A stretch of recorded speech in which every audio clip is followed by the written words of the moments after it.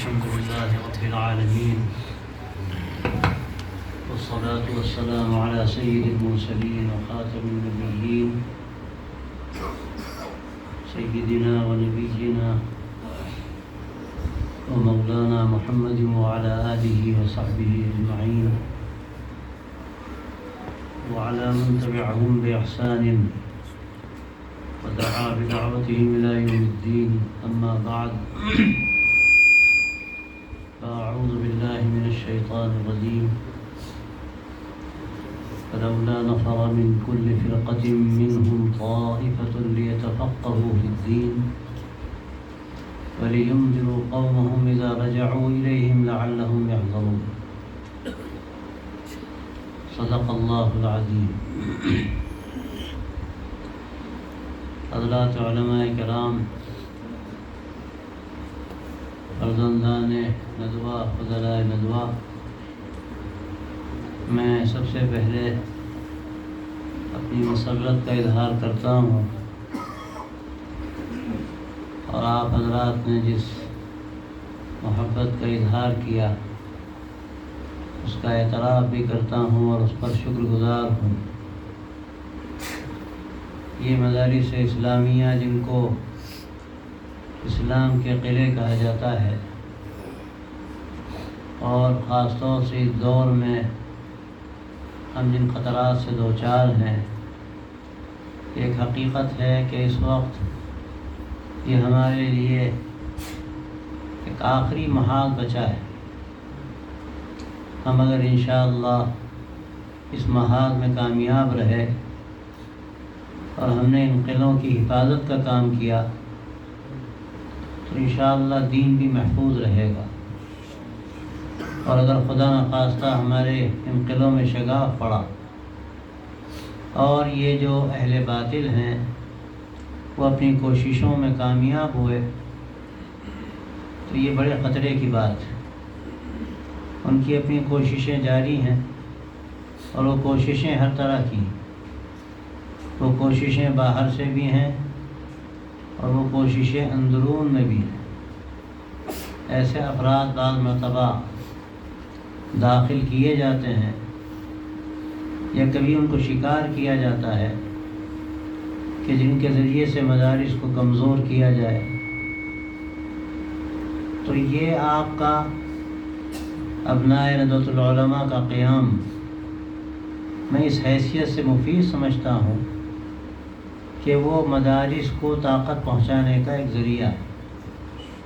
مدارس ندوۃ العلماء سے متعلق ہوں یا دارالعلوم دیوبند سے متعلق ہوں یا اور کسی بھی صحیح نظام سے ان کا تعلق ہو، وہ سارے مدارس ہمارے لیے ریڑھ کی ہڈی کی حیثیت رکھتے ہیں.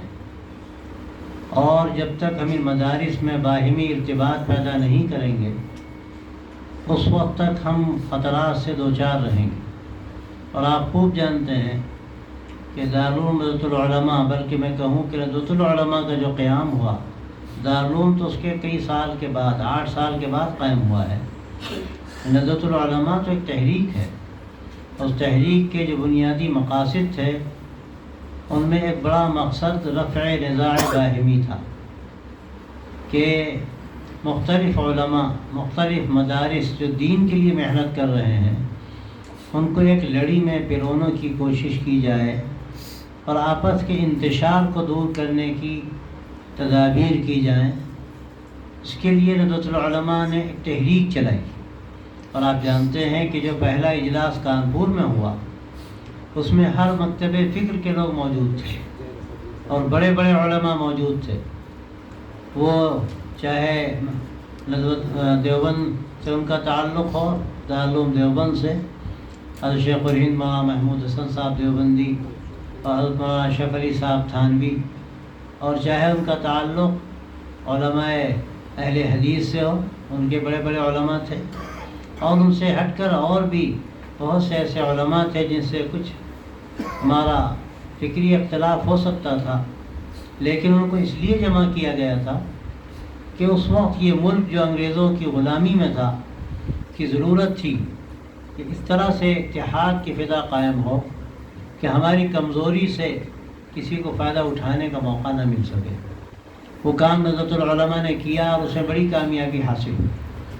دوسرا ایک بڑا اہم کام ندوۃ العلماء نے اپنے سپرد کیا تھا، وہ یہ تھا کہ ایسے افراد تیار کیے جائیں کہ جو ہر طبقے سے بات کرنے کی صلاحیت رکھتے ہوں۔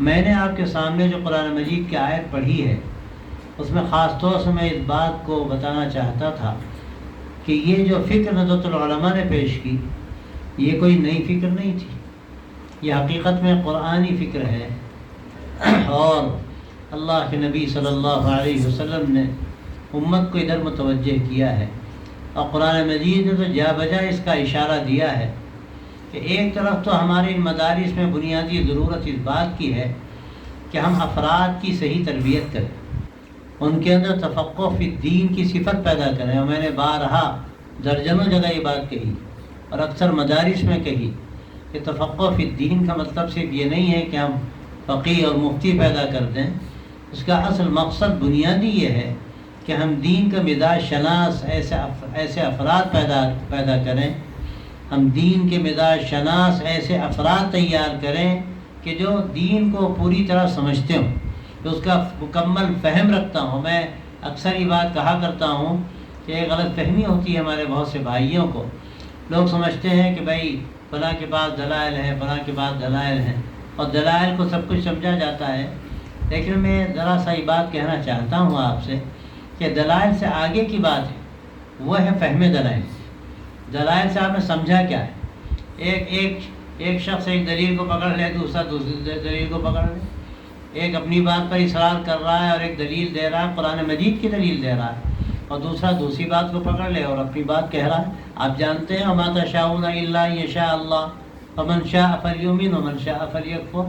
ایک طبقہ ہے جو اس بات کا قائل ہے کہ اللہ جو چاہے کرے، وہ مختار کل ہے، اور ایک طبقہ یہ بات سمجھتا ہے اور کہتا ہے جو اہل حق میں سے نہیں ہے، جو گمراہ فرقے ہیں ان میں سے وہ فرقہ ہے کہ انسان کو اختیار ہے۔ اللہ تبارک و تعالیٰ کو بعض یہاں تک کہتے ہیں کہ عمل انسان کرتا ہے، اس کے بعد اللہ کے علم میں بات آتی ہے، ظاہر ہے یہ گمراہی کی بات۔ لیکن دیکھیے کہ دونوں جو دلیل دے رہے ہیں وہ قرآن مجید سے دے رہے ہیں۔ جب وہ دونوں آیتیں سامنے رکھی جائیں گی اور یہ جیسی ساری آیتیں، تو اس کے بعد صحیح بات سمجھ میں آئے گی کہ ہم سے کیا کہا جا رہا ہے۔ تو دلائل کیا ہیں؟ ان تمام دلائل کو سمیٹنا اور سمیٹ کر پھر ان پر غور و فکر کرنا، یہ ایک مستقل مسئلہ ہے، اور اسی لیے بات کہی جاتی ہے کہ ان تمام دلائل کو جو کتاب و سنت کے ہیں سامنے رکھ کر ہمارے سلف نے، جن میں سب سے بڑھ کر حضرات صحابہ رضی اللہ عنہم ہیں، اور پھر ان کے علاوہ دوسرے حضرات جو بعد میں آئے، جن کو ہم اذکیاء عالم کہہ سکتے ہیں، ایسے بڑے بڑے اصحاب فہم کہ ان کی نظیر ملنی مشکل ہے، ان تمام لوگوں نے ان تمام دلائل کو سامنے رکھ کر جو ہمارے لیے راستہ متعین کیا، وہ اصل ہمارے لیے راستہ ہے۔ اور میں قرآن مجید کی روشنی میں بات عرض کر سکتا ہوں، آپ کے سامنے بات آ بھی چکی ہوگی کہ جو اللہ تبارک و تعالیٰ فرماتا ہے اعوذ باللہ من الشیطان الرجیم ومن یشاقق الرسول من بعد ما تبین له الهدى ویتبع غیر سبیل المؤمنین نولہ ما تولی ونصلہ جہنم وساءت مصیرا، کہ جو بھی رسول صلی اللہ علیہ وسلم کی مخالفت میں پڑتا ہے، جبکہ راستہ اس کے سامنے ہدایت کا کھل کے آ چکا، اور اس کے بعد جو بات کہی جا رہی ہے کہ وہ ایمان والوں کے راستے سے ہٹ کر اور کسی راستے کو اختیار کرتا ہے۔ آپ غور کیجئے یہ بات کیا کہی جا رہی ہے، گویا تعیین ہو رہی ہے کہ کتاب و سنت کو سامنے رکھ کر جو قرون اولیٰ کے لوگوں نے راستہ متعین کیا، جن میں سر فہرست حضرات صحابہ، المؤمنین کا جو اطلاق ہوتا ہے آیت کے نزول کے وقت، وہ صرف صحابہ پر ہوتا ہے۔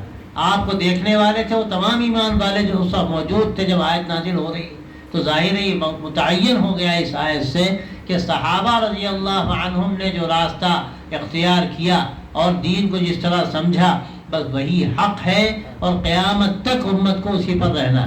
اسی لیے ایک حدیث میں آتا بھی ہے کہ آپ نے فرمایا کہ اور امتیں تو 72 فرقوں میں بٹ گئیں اور میری امت 73 فرقوں میں بٹے گی۔ تو صحابہ ہی نے پوچھا کہ اللہ کے رسول کون حق پر ہوگا؟ تو کیا فرمایا آپ نے؟ ما انا علیہ واصحابی، اس پر میں ہوں اور میرے صحابہ۔ تو جو فہم دین ہے کوئی معمولی چیز نہیں۔ تو میں آج یہ کر رہا تھا کہ تفقہ فی الدین کا جو عمل ہے اس کا مطلب صرف فقیہ بنانا نہیں، اس کا مطلب تنہا مفتی بنانا نہیں، اصل اس کا بنیادی مقصد کیا ہے؟ ایسے افراد تیار کیے جائیں جو دین کا مکمل فہم رکھتے ہوں، جو دین کی پوری سمجھ رکھتے ہوں، اور یہ دین کے مزاج کو سمجھ کر اپنے آپ کو اس میں ڈھال لیں، اور ان کی زندگی دین کی ترجمانی ان کی زندگی سے ہو، پوری طرح دین ان کی زندگی سے سمجھ میں آئے۔ تو ایک طرف تو یہ مطلب ہے تفقہ فی الدین کا۔ اور حضرت مولانا علی میاں یہ بات کہتے تھے کہ میں نے تلاش کیا کہ بھئی مدرسے کا تذکرہ قرآن مجید میں کہاں ہے، تو جب یہ آیت میں نے پڑھی تو مجھے اندازہ ہوا کہ یہ آیت ایسی ہے کہ اس میں مدرسے کا تذکرہ ہی نہیں بلکہ اس کے مقصد کا بھی بیان موجود ہے، اور اس کے بعد کیا کرنا ہے، کیا ذمہ داری ہے مدارس کی، اس کا بھی تذکرہ۔ تو ایک تو یہ بتایا گیا کہ تفقہ فی الدین کا عمل ہونا، اس پر ہمارے مدارس نے الحمدللہ ہمیشہ توجہ کی، اور بڑے بڑے الحمدللہ ایسے حضرات پیدا ہوئے جن کو اللہ نے دین کی صحیح سمجھ عطا فرمائی۔ تھوڑی سی ایک کمی یہ تھی کہ دوسری جو بات اللہ تعالیٰ فرماتا ہے وَلِيُنذِرُوا قَوْمَهُمْ إِذَا رَجَعُوا إِلَيْهِمْ، کیا مقصد ہے تفقہ فی الدین کا؟ آپ نے دین کی سمجھ پیدا کر لی، اب آپ پر کیا ذمہ داری؟ اپنے اپنے علاقوں میں جا کر اب آپ کو دین انذار کا کام کرنا ہے۔ انذار کا جو عمل ہے، انذار قوم کا، یہ بھی علماء کی ذمہ داری کہ دین کی سمجھ پیدا کرنے کے بعد اب لوگوں کو حالات سے خبردار کرنا، ان کو دین کے بارے میں مکمل تعلیم و تربیت دینا، اور ان کو حقائق سے آگاہ کرنا، چیلنجز سمجھ کر ان کا مقابلہ کرنے کی ان کے اندر صلاحیت پیدا کرنا، یہ کام علماء کا ہے۔ یہ جو دوسرا بنیادی مقصد آیت شریفہ میں بیان کیا گیا کہ مدارس اس لیے ہیں کہ جب وہاں قیام ہو طلباء کا تو ان میں تفقہ فی الدین پیدا کیا جائے، لیکن جب فارغ ہو کر جائیں تو ان کے اندر انذار قوم کی بھی صلاحیت پیدا ہو چکی ہو۔ تو گویا کہ پتہ یہ چلا کہ تفقہ فی الدین کے ساتھ ہمیں یہاں وہ کام بھی کرنا ہے کہ وہ انذار قوم کا عمل کر سکیں۔ اس کے لیے کیا ضرورتیں ہیں؟ اس کے لیے ضرورت ہے کہ ہم اپنی قوم کو سمجھیں، اپنی قوم کی نفسیات کو سمجھیں، اپنی قوم کی زبان کو سمجھیں، ہم ان کی زبان میں بات کہنے کے اپنے اندر صلاحیت پیدا کریں، اور پھر ہر طبقے کی جو نفسیات ہیں ہم اس کی نفسیات کا اور اس کی تاریخ کا مطالعہ کریں۔ آپ قرآن مجید میں دیکھیے قوموں کی تاریخ کو کیوں بیان کیا گیا؟ کیا قرآن مجید تاریخ کی کتاب ہے؟ یہ ہدایت کی کتاب ہے۔ تاریخ کا بیان کیوں کیا گیا ہے؟ تاکہ آدمی سبق لے، ان کے مزاج کو کیسے سمجھا نبیوں نے، ان کے مزاج کو سمجھ کر کس طرح ان میں دعوت کا کام کیا۔ یہ ہمارے علماء کی بڑی ذمہ داری۔ تو لجنۃ العلماء جو قائم ہوا اس کا ایک دوسرا بڑا مقصد یہ تھا کہ ایسے افراد تیار کیے جائیں جن کے اندر انذار قوم کی صلاحیت ہو۔ لیکن یاد رکھیے کہ انذار قوم کا عمل کب کر سکے گا آدمی؟ جب خود دین کی سمجھ ہو، دین کا مکمل فہم ہو، دین کی ترجمانی ہو اس کے زندگی کے اندر۔ اگر خدا نخواستہ یہ چیز نہیں ہے تو ہم کیا انذار قوم کریں گے؟ پہلا مرحلہ خود اپنا اور اپنی ذات کا ہے، ہم خود دین کو پوری طرح سمجھیں اور اس کی مزاج شناس بنیں، تاکہ ہم جہاں جائیں ہماری زندگی سے دین پھوٹتا، ہماری زندگی سے لوگ دین کو سمجھیں۔ لیکن اس کے ساتھ ساتھ جیسے انبیاء علیہ السلام کا طریقہ ہے، اللہ نے ان کو مبشرین بھی بنایا، اللہ نے ان کو منذرین بھی بنایا، انہوں نے بشارتیں بھی دی، انہوں نے قوم کو ڈرایا بھی، اور یہ انذار قوم کا جو عمل کیا انہوں نے۔ اب یہ ذمہ داری ہمارے علماء کی ہے کہ وہ فارغ ہو کر انذار کا کام کس حد تک کرتے ہیں، اور انذار کا عمل ایک آدمی جو کرے گا وہ کیسے کرے گا؟ پہلے خود جب وہ سمجھے گا حقائق کو، خطرات کو سمجھے گا، وہ خطرات چاہے ہمارے سامنے دنیا سے متعلق ہوں، یہاں کے حالات کے اعتبار سے ہوں، یا وہ خطرات آخرت کے اعتبار سے ہوں، وہاں کے جو عواقب ہیں ان کے بارے میں بتایا جائے، ان کو ڈرایا جائے۔ یہ باتیں جب ہم جانیں گے اور ان کو ہم بتانے کی ہمارے اندر صلاحیت ہوگی تو ہم انذار قوم کا عمل کر سکتے ہیں۔ تو یہ جو نظرۃ العلماء کا بنیادی مقصد ہے اس میں دو باتیں میں نے عرض کی، ایک طرف رضا باہمی کا عمل ہے اور دوسرے انذار قوم کی صلاحیت پیدا کرنے کا عمل ہے۔ یہ دو بنیادی باتیں ہیں اس اہم بنیاد کے ساتھ جو مدارس کی گویا کہ اصل بنیاد ہے، اور بغیر اس کے کوئی مدرسہ بھی کامیاب نہیں ہو سکتا جب تک کہ تفقہ فی الدین کی وہاں صلاحیت پیدا نہ کی جائے۔ تو ایک طرف وہ اندرون کا عمل ہے اور اسی اندرون کے عمل میں دوسری طرف انذار قوم کی صلاحیت پیدا کرنے کی ایک محنت ہے، اور پھر اس کے بعد جب میدان عمل میں وہ آئیں تو اس کام کو کرنا اور صلاحیت کے ساتھ میدان میں آنا اور قربانی کے ساتھ میدان میں آ کر دین کا کام کرنا، یہ بنیادی ذمہ داری ہمارے خاص طور سے ندوی فضلا کی ہے. لیکن جو میں نے دو باتیں کہی اس کا ہمیشہ دھیان رکھنے کی ضرورت ہے کہ ہم کہیں اپنے آپ کو خانوں میں نہ بانٹ لیں. ندوہ تو قائم ہی اسی لیے ہوا کہ وہ اتحاد پیدا کرے، آپس میں محبتیں پیدا کرے، آپس میں جوڑ پیدا کرے. اب خدا نہ خواستہ اگر ہم خود ایک اپنا الگ نظام بنا لیں، ایک الگ اپنی ایسی شناخت بنا لیں کہ وہ گویا کہ ایک طرح سے دوری کا سبب بن جائے، تو گویا ہمارا جو مقصد ہے ہم اس مقصد میں ناکام ہو جائیں گے. یہ ہماری شناخت جو بنیاد ہے وہ تو ظاہر ہے کہ ہماری شناخت رہے گی کہ اس کے بغیر تو ہم کام نہیں کر سکتے، کہ ہمارے اندر جوڑنے کی صلاحیت ہوگی. عام طور پر آپ دیکھیں گے کہ مدارس میں ایک طرح کا تعصب ہوتا ہے، اور یہ اگر غور کیا جائے سچی بات یہ ہے کہ دینی مزاج سے بالکل ہٹی ہوئی بات، دینی مزاج سے بالکل ہٹی ہوئی بات. اگر آدمی کے اندر اخلاص ہے تو اپنے کام سے ہٹ کر جتنے بھی دین کے کام ہو رہے ہیں وہ ہر کام کو اپنا کام سمجھے گا، ہر دین کے کام سے خوش ہوگا. اور اگر خدا نہ خواستہ اخلاص نہیں ہے تو اپنا مدرسہ، اپنی مسجد، اپنا نظام، میں تو 10 دفعہ کہہ چکا ہوں، ایک بات یاد رکھیے. اور ندوے کی تحریک ہے، ندوہ مقاصد و وسائل کے فرق کو سمجھاتا ہے. اور یہ بار بار یہ بات کہی جاتی ہے کہ ہمیں مقصد اور وسائل کو الگ الگ کرنے کی ضرورت ہے. ہم جب بھی وسائل کو مقصد بنائیں گے تو وہاں انتشار پیدا ہوگا، وہاں طرح طرح کے جھگڑے پیدا ہوں گے. اور میں نے درجنوں جگہ یہ بات بھی کہی کہ یہ ادارے مقصود نہیں ہیں، تحریکات مقصود نہیں ہیں. یہ کیا ہے؟ یہ ایک ذریعہ ہے، وسائل ہیں. یہ دارالعلوم دیوبند ہو یا نہضت العلماء ہو یا تبلیغ کی تحریک یا اس کا اپنا نظام ہو یا اور اس کے علاوہ بھی جتنے نظام چل رہے ہیں جماعتوں کے، تحریکوں کے یا اداروں کے، یاد رکھیے ان میں کوئی بھی مقصود نہیں ہے. مقصود اللہ کا دین ہے. اس دین کے لیے جو محنت ہوگی وہ کی جائے گی، اور جو بھی کرے گا اگر صحیح نہج پر کر رہا ہے تو اس پر ہمیں خوش ہونا چاہیے، ہمیں اس کی تائید کرنی چاہیے. اور اگر خدا نہ خواستہ ہمارے اندر دوریاں پیدا ہو جائیں تو یہ ندوے کے منہج سے بالکل ہٹی ہوئی بات. اس لیے میں خاص طور سے توجہ دلانا چاہتا ہوں. میں گجرات بھی گیا، وہاں بھی جمعیت اپنائے گجرات کا اجلاس تھا. میں نے بڑی وضاحت کے ساتھ یہ بات کہی. آپ یہ نہ سمجھیں کہ آپ ایک نئی تحریک قائم کر لی، ایک نئی جمعیت بنا لی تو آپ اگر خدا نہ خواستہ اپنے آپ کو اس طرح گھرانوں میں الگ کریں گے، اس طرح کا انتشار اس کے نتیجے میں بڑھے گا تو ندوے کی جو اصل فکر ہے، اس کا جو اصل مزاج، اس کی تحریک کا مقصد ہے وہ فوت ہو جائے گا. اس لیے اصل مقصد کو ہمیں سامنے رکھنا ہے. میں آپ سے صاف کہتا ہوں کہ نہضت العلماء اس لیے نہیں قائم ہوا کہ وہاں کے فارغ ہونے والے فارغ ہو جائیں اور پھر وہ ضائع ہو جائیں، اپنے آپ کو مختلف جگہوں پر اس طرح کھپا دیں کہ مقصد ہی فوت ہو جائے. ان کا جو اصل بنیادی مقصد تھا جس کے لیے ندوہ قائم ہوا، ایک طرف تفقہ فی الدین اور اس کے ساتھ ایسی صلاحیت پیدا کرنا کہ وہ بعد میں اپنے اپنے علاقوں میں جا کر انذار قوم کا عمل کر سکیں. آپ جانتے ہیں انبیاء علیہ السلام کے بارے میں ہر جگہ کیا کہا گیا؟ بلسان قومی. ہر نبی کو اللہ نے قوم کی زبان کے ساتھ بھیجا. زبان کی بڑی اہمیت ہے. آپ دیکھیے، آپ سے اگر کشمیری زبان میں آ کر کوئی بات کرے وہ بات لگے گا جیسے دل میں جا رہی. ہم سے یا کہیں آپ باہر جائیے، وہاں آپ کو اپنی زبان میں بات کرنے والا مل جائے، دل متوجہ ہو جاتا ہے. آپ کی جو بات آپ کی زبان میں ہوگی ادھر توجہ زیادہ ہوتی.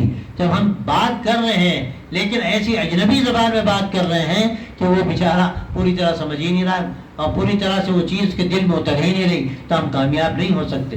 اس لیے ہم جہاں بھی رہیں یہ بنیادی ذمہ داری خاص طور سے ہمارے ندوی فضلا کی ہے کہ علاقائی زبان پر بھرپور محنت کی جائے. اور اس کے علاوہ جو ایک عالمی زبان ہے کم از کم ایک زبان میں مہارت ہو، چاہے وہ انگریزی زبان ہو یا اور دوسری زبانیں ہیں، فرانسیسی زبان ہے یا اور بڑے بڑے ملکوں کی زبانیں ہیں، وہ زبانیں بھی ہمیں سیکھنی ہے. اور عربی زبان تو خیر ہماری اصل بنیادی زبان، اسلامی زبان، اس میں تو مہارت ہمارے اندر ضروری اس لیے بھی ہے کہ قرآن و حدیث کا صحیح فہم بھی اسی پر منحصر ہے. اگر ہم صحیح عربی نہیں جانتے تو ہم صحیح قرآن مجید کو کیا سمجھیں گے، حدیثوں کو کیسے سمجھیں گے؟ گویا کہ ہماری معلومات بھی کیا ہوں گی، سیکنڈ ہینڈ ہو جائیں گی، اس لیے کہ ہم براہ راست استفادہ نہیں کر سکتے. تو بنیادی چیز نہضت العلماء کے جو فضلا کی ذمہ داری ہے اس میں ایک تفقہ فی الدین ہے، دوسری طرف انذار قوم ہے، تیسری طرف رفع نزاع باہمی ہے، آپس میں محبتیں پیدا کرنا اور اس طرح کاموں کو لینا کہ جو وقت کی ضرورت ہے اس وقت کی ضرورت کو سمجھنا. اور میں سمجھتا ہوں اور ہمیشہ کہتا ہوں کہ علامہ سید سلمان ندوی رحمۃ اللہ علیہ اور مفکر اسلام حضرت حضرت مولانا علی میاں رحمۃ اللہ علیہ ندوۃ العلماء کے لیے آئیڈیل کا درجہ رکھتے ہیں. انہوں نے ان حقائق کو سمجھا ہے اور خود مولانا علی میاں نے جو تحریکات شروع کی, چاہے وہ پیام انسانیت کی تحریک ہو یا رابطہ دو اسلامی کی تحریک ہو, یہ کوئی معمولی تحریکات نہیں ہے. جو لوگ جانتے ہیں وہ جانتے ہیں, جو نہیں جانتے میں ان سے کیا کہوں کہ رابطہ دو اسلامی کی اس تحریک سے نہ جانے کتنے درجنوں ادبا اور بڑے بڑے مصنفین کا عقیدہ محفوظ ہوا اور وہ ضلال سے اور گمراہی سے بچ گئے, اس لیے کہ ان کو بعد میں معلوم ہوا کہ یہ صحیح اسلامی ادب کیا ہے. اور وہی سمجھتے تھے کہ ادب جب تک کہ اس میں وہ نہ ہو, الحاد نہ ہو, اور اس میں جب تک لادینیت نہ ہو, وہ ادب نہیں ہے. مولانا نے پہلی مرتبہ دعوت پیش کی کہ آپ یہ جو بات کہتے ہیں اور ادب کے بارے میں جو آپ کا یہ ذہن کہتا ہے کہ یہ دینی کتابیں ہیں اور دینی جو ہمارے سامنے لٹریچر ہے اس سے ادب کا کیا تعلق, گویا کہ آپ ادب کو محدود کرتے ہیں, آپ ادب کو کنویں کا میڈک بناتے ہیں. آپ جائیے اور ہر جگہ جائیے, ہر جگہ دیکھیے. اور مولانا نے مثال دی کہ اگر کہیں چمن میں پھول کھلے تو وہ پھول ہے, اور وہی پھول اگر مسجد کے زیر دیوار زیر سایہ کھلے تو کیا اس کو پھول نہیں کہا جائے گا. مولانا نے پہلی مرتبہ مختارات میں نمونے جمع کیے, بڑے بڑے علماء اور بڑے بڑے مشائخ کی کتابوں سے کھنگال کر ایسے ادبی نمونے پیش کیے کہ دنیا نے اعتراف کیا. اس کا ایک مستقل مولانا کا بڑا کارنامہ ہے, وہ جو جانتے ہیں جانتے ہیں, جو نہیں جانتے نہیں جانتے. پھر پیام انسانیت کی تحریک آپ دیکھیے, صحیح معنوں میں اگر میں کہوں کہ ندوۃ العلماء کی فکر کا ایک مظہر ہے کہ مولانا نے وہ حقائق سمجھے اور اندازہ کیا کہ ہندوستان میں اگر ہم نے یہ کام نہ کیا اور غلط فہمیاں دور نہ کی اور لوگوں کی زبان کو سمجھ کر ان کی زبان میں ان کی نفسیات میں ان کو خطاب نہ کیا, اور ہم نے وہ کامن پوائنٹ تلاش نہ کر لیا دعوت کا, جس کا اشارہ قرآن مجید میں ہے, تعالوا الی کلمۃ سواء بیننا وبینکم الا نعبد الا اللہ. یہ کہا جا رہا ہے اہل کتاب کو خطاب کر کے کہ آ جاؤ پہلے وہ نقطہ جو ہم میں تم میں مشترک ہے اس کو تم بھی مانتے ہو, یعنی توحید. حالانکہ وہ توحید جو مانتے تھے وہ صرف ادعا تھا, حقیقت توحید سے خالی تھے, لیکن ظاہری شکل کو بھی یہاں پر ایک کامن پوائنٹ کے طور پر پیش کیا جا رہا ہے کہ ہم داعی ہیں توحید کے اور تم مدعی ہو توحید کے, تو یہ کچھ تو اشتراک ہے ہی. تو یہ کامن پوائنٹ جو ہوتا ہے اس سے آدمی کا دل کھل جاتا ہے. مولانا اس کو یوں کہتے تھے کہ دیکھو جو کھلا دروازہ ہے پہلے اس سے داخل ہو جاؤ, پھر سارے دروازے تمہارے لیے کھلتے چلے جائیں گے. اگر تم زبردستی دروازہ توڑ کے داخل ہو گئے تو تمہاری بات نہیں سنی جائے گی, تمہیں ایک دشمن کی حیثیت سے تمہیں لوگ دیکھیں گے اور ایک لمحہ بھی تمہاری بات سننے کے لیے روادار نہیں.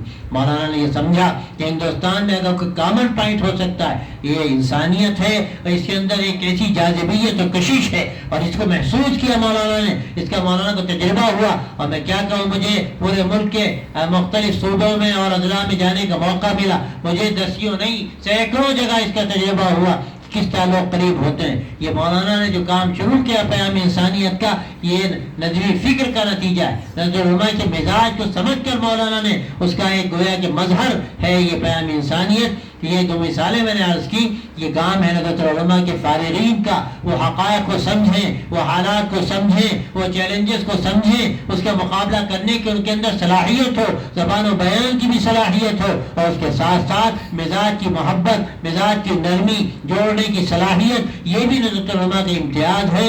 رفع رضا باہمی کا جو عمل ندوۃ العلماء نے شروع کیا اس کا الحمدللہ بڑا فائدہ پہنچا. یہ ندوۃ العلماء کا اصل امتیاز ہے, اس کو باقی رہنا چاہیے. میں مبارکباد دیتا ہوں, یہ الحمدللہ جمعیت یہاں قائم ہوئی ہے. آپ کوشش کیجئے کہ اس وقت ارتداد کی فضا ہے, ہماری لڑکیاں کدھر جا رہی ہیں, اور خاص طور سے صوبے میں بھی جس طرح حالات بگاڑے جا رہے ہیں, اگر خدا نہ خواستہ ہم اس کے لیے تیار نہ ہوئے, ہم نے مکاتب قائم نہ کیے جا بجا, اسلامک اسکول قائم نہ کیے جا بجا, یہ بھی ندوۃ العلماء کی فکر کا نتیجہ ہے. حضرت مولانا علی میاں رحمۃ اللہ علیہ نے یہ بات سب سے پہلے کہی اور آواز لگائی کہ میں کہتا ہوں اگر آج اسلامک اسکول جا بجا قائم نہ ہوئے تو اس نئی نسل کو ایمان پر باقی رکھنا مشکل ہو جائے گا. اور یہ جملہ ہے مولانا کا کہ آپ کے پاس کوئی چندہ کرنے کے لیے آئے اور کہے کہ ایک مسجد کے مینار تعمیر ہو گیا اور دوسرا باقی ہے, اور ایک شخص آ کر کہے کہ ہم اسلامک اسکول بنانا چاہتے ہیں, تو میں مدرسے کا آدمی ہوں لیکن صاف کہتا ہوں کہ اسلامک اسکول بنانے والے کو آپ چندہ دیجئے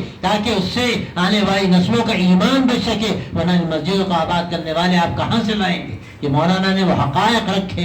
یہ فکر جو مولانا کے اندر پیدا ہوئی، میں صاحب کہتا ہوں کہ مولانا فکر ندوۃ العلماء کا قالب تھے. وہ چیز ان کی تحریروں سے، ان کی تقریروں سے ظاہر ہوتی تھی. آج دوبارہ اس کی ضرورت ہے کہ ہم حقائق کو سمجھ کر آگے بڑھیں. میں مبارکباد دیتا ہوں جمعیت ابنائے ندوہ کو، اس کی ذمہ داری ہے تو اس فکر کو لے کر آگے بڑھے، لوگوں کو جوڑے، محبتیں پیدا کی جائیں اور پھر ذمہ داریوں کو سمجھا جائے. علاقوں کے دورے ہوں، دیہاتوں کے دورے ہوں، وہاں کیا ضرورت ہے، مکتب کی ضرورت ہے، وہاں اسکول کی ضرورت ہے، کہیں بڑے مدرسے کی ضرورت ہے. وہاں ضرورتوں کو سمجھ کر اس ضرورت کو پورا کیا جائے. کہیں پیام انسانیت کی ضرورت ہے. آپ دیکھیے قادیانیت پیپر پھیلا رہے ہیں اور دوسری مشینریز ہیں جو اپنا کام کر رہی ہیں. ہمیں گھسنا ہے اور ان کے مزاج کو سمجھ کر گھسنا ہے، ان کی نفسیات کو سمجھ کر گھسنا ہے تاکہ ہمیں گھسنے کا موقع ملے. جو کھلا دروازہ ہے اس دروازے سے داخل ہونا ہے اور اس کے بعد پھر ہمیں اصلاح کا عمل کرنا ہے، چیلنجز کو سمجھنا ہے. یہ اصل فکر ہے ندوۃ العلماء کی اور میں سمجھتا ہوں کہ جمعیت اس میں آگے بڑھے گی. اور میں مبارکباد دیتا ہوں اس مدرسے کو، جامعہ ریاض الصالحین کو، اس کے ذمہ داروں کو. میں جا کر جو مسرت پہلے بھی ہوئی اور آج بھی میں دیکھتا ہوں الحمدللہ یہ ایک نمائندہ ادارہ ہے ندوۃ العلماء کا. اور میں سمجھتا ہوں کہ انشاءاللہ یہ آگے بڑھے گا، ترقی کرے گا اور پورے صوبے ہی کے لیے نہیں، کیا بعید ہے کہ ملک کے لیے اس سے ایسے افراد تیار ہوں کہ جو لوگوں کو صحیح راستہ بتا سکیں اور ان کے اندر وہ صلاحیت ہو کہ وہ انذار قوم کا کام بھی کر سکیں اور ان کے اندر دین کا صحیح تفقہ بھی ہو. میں آپ سے کہتا ہوں ابھی ندوۃ العلماء میں تو مراقبہ مدارس کا اجلاس ہوا، اس میں بار بار بات کہی گئی کہ آپ حضرات وہاں ندوۃ العلماء جو مال بھیج رہے ہیں آپ ذرا ہمیں اچھا مال دیجئے، اچھی تربیت کے ساتھ بھیجیے تاکہ آگے ہم ان کو اور زیادہ بہتر سے بہتر بنا سکیں. وہ کوتاہی وہاں ہماری بھی ہے اور یہ کوتاہی یہاں سے بھی ہوتی ہے ہماری مدارس سے بھی کہ جیسے ہی خام مال آئے گا ظاہر ہے پھر اس کے لیے بڑی محنت کی ضرورت ہے، اور اگر تھوڑی تیاری کے بعد وہ مال آئے گا تو اس میں اور زیادہ تیاری بہتر طریقے پر ہو سکتی ہے. مزاج بھی بنایا جائے، ایک دینی مزاج پیدا کیا جائے، صحیح فکر پیدا کی جائے، عقائد بھی مضبوط ہوں. اور اس میں اگر خدا نہ خواستہ کوتاہی پیدا ہوگی تو ہم جو ہمارا اصل مقصد ہے اس سے ہٹ جائیں گے. اس لیے میں پھر آپ کو مبارکباد دیتے ہوئے اپنی بات مکمل کرتا ہوں کہ آپ اچھے مقصد سے جمع ہوئے ہیں اور آپ انشاءاللہ جب اس میدان میں آگے بڑھیں گے تو یہ وقت کی ضرورت ہے. میں یہاں کی بھی ضرورت سمجھتا ہوں اس کو، اور کیا بعید ہے کہ اللہ تعالیٰ اس کے ذریعے سے ایک نیا حالات میں ایک نیا انقلاب پیدا کر دے، ایک نئی زندگی پیدا ہو جائے اور اللہ تعالیٰ اس کے ذریعے سے ایمان کو اور زیادہ اس کی روشنی کو پھیلا دے اور ایمان پر غبار لائے. اللہ تعالیٰ آپ کے جمع ہونے کو قبول کرے اور آپ کے لیے اور ہم سب کے لیے اس کو خیر کا ذریعہ بنائے. وآخر دعوانا ان الحمد للہ رب العالمین.